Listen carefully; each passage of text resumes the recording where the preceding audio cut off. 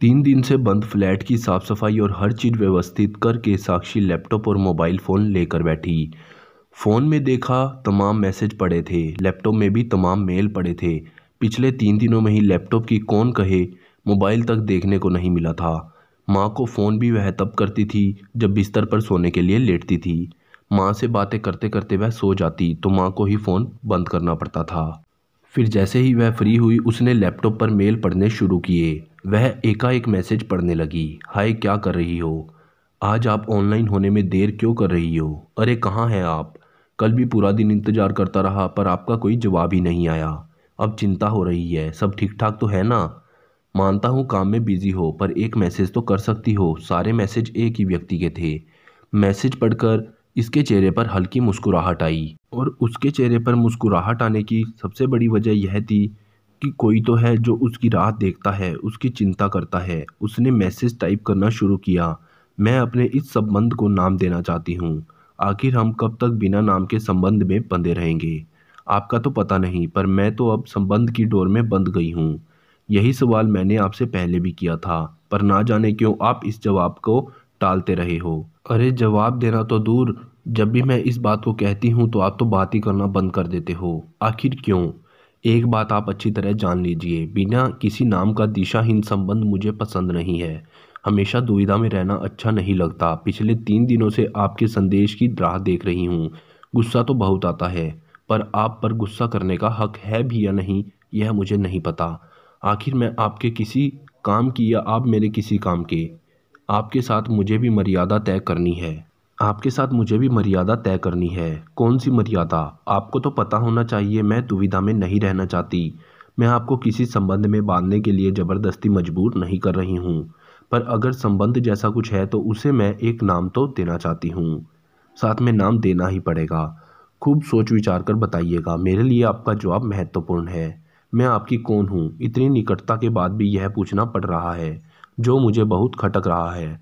आपके जवाब के इंतजार में सरिता काफ़ी देर तक लैपटॉप पर नज़रें गड़ाए रखी। उनके बीच पहली बार ऐसा नहीं हो रहा था। इससे पहले भी सरिता ने कुछ इस तरह की या इससे कुछ अलग तरह की बातें कही हुई थी पर हर बार किसी न किसी बहाने से बात टल जाती थी। देखा जाए तो दोनों के बीच कोई खास संबंध नहीं था। दोनों कभी मिले भी नहीं थे। एक दूसरे से ना कोई वादा किया था ना कोई वचन दिया था। बस उनके बीच बातों का ही व्यवहार था। कभी ख़त्म न हो ऐसी बातें। उनकी बातें सरिता को बहुत अच्छी लगती थी। दोनों मिलकर दिन भर एक दूसरे को मेल या चैटिंग करते रहते थे। बीच बीच में अपना काम करके फिर चैटिंग पर लग जाते। समय समय पर मेल भी करते। दोनों की जान पहचान अनायास ही हुई थी। मेल आईडी टाइप करने के एक अक्षर के गलत में अदला बदली की तरह से ध्यान नहीं दिया और मेल सेंड हो गया। उसके रिप्लाई में आया सॉरी। सामने से फिर जवाब किया। ऐसे ही जवाब करते करते दोनों को एक दूसरे की आदत सी पड़ गई और जल्द ही दोनों की एक दूसरे की बातें इनकी ज़रूरत बन गई। दोनों का परिचय हुए 3 महीने हो चुके थे पर ऐसा लगता था जैसे वे न जाने कब से परिचित हैं। दोनों में गहरा लगाव हो गया था। उनका स्वभाव भी अलग था और व्यवसाय भी। फिर भी दोनों नज़दीक आ गए थे। वह दिल्ली यूनिवर्सिटी के एक कॉलेज में हिंदी का प्रोफेसर था। साहित्य का भंडार था उसके पास। कभी वह खुद की लिखी कोई गज़ल या शायरी सुनाता तो कभी अपनी यूनिवर्सिटी की मजाकिया बातें कहकर हंसाता। सरिता उसकी छोटी छोटी बातों को ध्यान से सुनती और पढ़ती। उसके साथ के एक एक क्षण उसकी बातों में आपस का सब बिसार कर खो जाती। पर जब वह 3 दिनों के लिए कंपनी टूर पर मुंबई गई तो मन जैसे अपनी बात कहने को विकल हो उठा। आज तो दिल की बात कह ही देनी है, यह सोचकर वह अपनी बालों की लटों में उंगलियां घुमाने लगी और साथ ही साथ उसका ध्यान लैपटॉप की स्क्रीन पर गया और वह उसमें खो गई। जैसे वह सामने बैठा है और वह उसकी आंखों में आंखें डालकर अपनी बातें कह रही है। वह मैसेज टाइप करने लगी। हाय, 3 दिन के लिए कंपनी टूर पर मुंबई गई थी। जाने का प्लान अचानक बना इसलिए तुम्हें बता नहीं सकी। बहुत परेशान किया ना तुम्हें। पर सच कहूँ तो 3 दिन तक तुमसे दूर रहकर मेरे मन में हिम्मत आई कि मैं अपने मन की बात तुमसे खुलकर कह सकूं। क्या करूं, थोड़ी डरपोक हूं ना। आज तुम्हें मैं अपने एक दूसरे मित्र से मिलवाती हूँ। अभी नई नई मित्रता हुई है। जानते हो किस चीज़ से? हाँ दरिया। हाँ दरिया, समुद्र, सागर। नज़र में ना भरा जा सके इतना विशाल, चाहे जितना देखो कभी मन ना भरे। इतना आकर्षक कि मन करता है हमेशा देखते रहो। मेरे लिए यह सागर हमेशा एक रहस्य ही रहा है।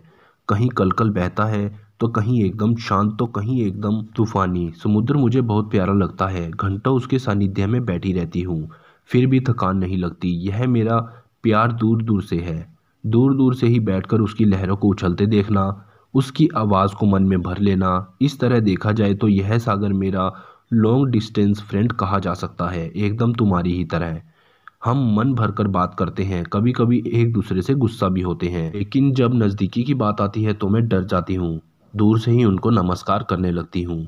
पर इन सब बातों को एक किनारे पर रख दो। मैं भले ही सागर के करीब ना जाऊं, दूर से ही उससे देखती रहूं, पर वह किसी न किसी युक्ति से मुझे हैरान करने आ ही जाता है, दूर रहते हुए भी। उसकी हल्की सी हवा का झोंका मेरे शरीर में समा जाता है। मजाल है कि मैं उसके स्पर्श से खुद को बचा पाऊं। एकदम तुम्हारी ही तरह वह भी बहुत जिद्दी है। उसकी इस शरारत से कल मेरे मन में एक नटखट विचार आया। मन में आया कि क्यों ना हिम्मत करके एक कदम उसकी ओर बढ़ाऊं। चप्पल उतारकर उसकी ओर बढ़ी। एक कदम किनारे की तरफ बढ़ी जब, तो मेरा पांव पानी को छू गया। वह पहले से भी ज्यादा पागल बनकर मेरी ओर बढ़ने लगा और मुझे पूरी तरह से भिगो दिया, जैसे कह रहा हो बस मैं तुम्हारी पहल की राह देख रहा था, बाकी मैं तो तुम्हें कब से भिगोने को तैयार हूँ। मैं उसके अथाह प्रेम में डूबी वहीं की वहीं खड़ी रह गई।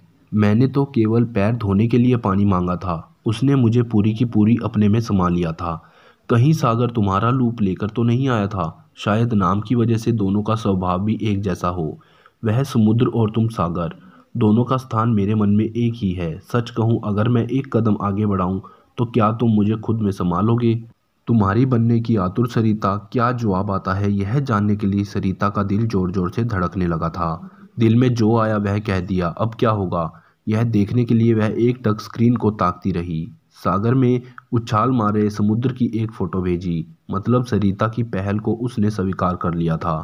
प्रकृति के नियम के अनुसार फिर एक सरिता बहती हुई अपने सागर में मिलने का अनोखा मिलन रचने जा रही थी। तो दोस्तों, आपको यह हमारी कहानी कैसी लगी, नीचे हमें कमेंट बॉक्स में कमेंट लिखकर जरूर बताइएगा। वीडियो अच्छी लगे तो लाइक करें, बुरी लगे तो भी हमें बताइएगा। धन्यवाद। जय हिंद।